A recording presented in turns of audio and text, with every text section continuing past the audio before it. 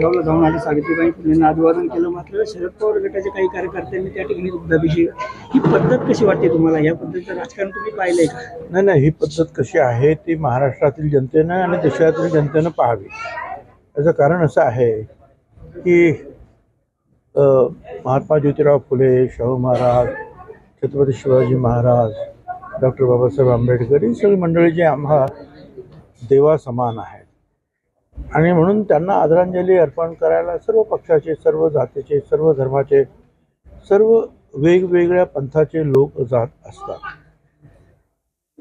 बरं, आणि विशेष म्हणजे असं की महात्मा ज्योतिराव फुले आणि सावित्रीबाई फुले यांनी पहिला लढा जो दिला तो स्पृश्य आणि अस्पृश्य, ज्याला आपण छुताछूत म्हणतो आपण, किंवा याला शिवल्यानंतर आंघोळ करायला पाहिजे, त्याला शिवल्यानंतर आंघोळ करायला पाहिजे, अशी जी पूर्वीची जी काही पद्धती होती त्याच्याविरुद्ध त्यांनी लढा दिला की सगळी माणसं सारखी आहे, याच्यात कोणी असं छुताछूत किंवा अस्पृश्य अस्पृश्य असं जे आहे, हा शिवला म्हणून त्याला तो त्याला काय कलंक लागला किंवा काय झालं असं काही नाही आहे. त्याचं हे सगळं दूर करण्यासाठी त्यांनी दलित समाजाच्या लोकांना बरोबर घेतलं, त्यांना पाणी पाजलं, आपल्या हौदामध्ये त्यांनी जेवायला घातलं, बरोबर ठेवलं आणि त्यांची सेवा केली.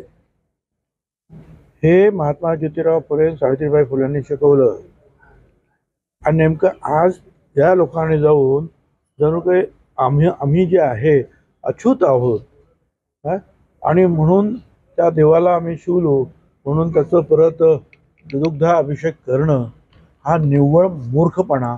आणि ज्यांना महात्मा फुले आणि सावित्रीबाई फुले कळलेच नाही अशी लोक, आता हे असे जर लोक शरद पवार साहेबांकडे असतील तर मग पवार साहेबांचं चांगलंच भलं होईल. सर, दुसरीकडे मागील वर्षी या शिर्डीत अधिवेशन झालं त्यावेळेस तुम्ही उपस्थित होता, मात्र यावर्षी तुम्ही नाही आहात. इथल्या काही नेत्यांनी असं सांगितलं शिर्डीच्या राष्ट्रवादीच्या अधिवेशनात, शिर्डीचे राष्ट्रवादीचं अधिवेशन आज सुरू आहे, अनेक नेते असे बोलले की त्यांनी विचार बदलला, ते नाही, त्याची आम्हाला खंत वाटते. तुम्हाला काय वाटते सर?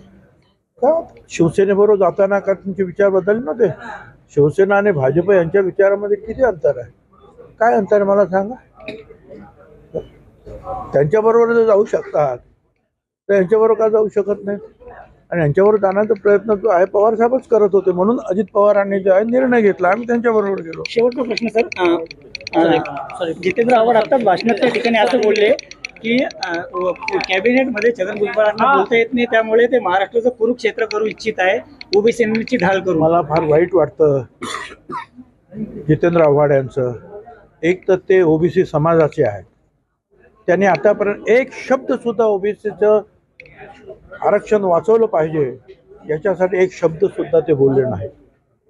ते वंजारी समाजाचे आहेत.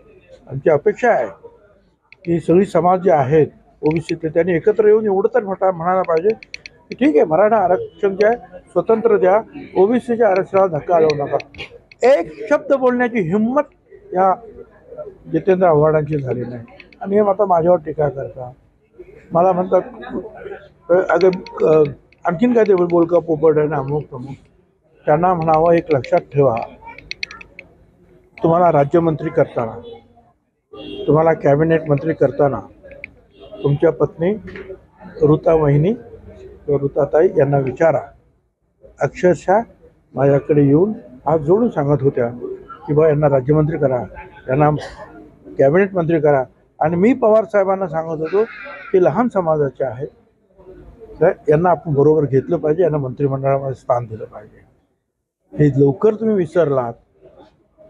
आणि एक लक्षात ठेवा, 35 वर्ष मी ओबीसीचं काम करतो, तुम्हाला सुद्धा मंत्रिमंडळामध्ये घ्या हे सांगण्यासाठी मी ते ओबीसीचे आहेत, वंजारी समाजाचे आहेत, म्हणून त्या समाजासाठी आपल्याला बरोबर घेतलं पाहिजे हे मी पवार साहेबांकडे मान्य केलेले होते. आणि तुम्ही ओबीसीसाठी एक शब्द बोलत आणि जो बोलतोय त्याच्या विरुद्ध बोलता, तुम्ही फार लहान आहेत मागच्या त्या मनाने. फार तुम्ही तुमचं काम करा. एवढं काही जे आहे उतावळ होण्याचं किंवा एवढं दिशाहून होण्याचं काही कारण नाही आहे.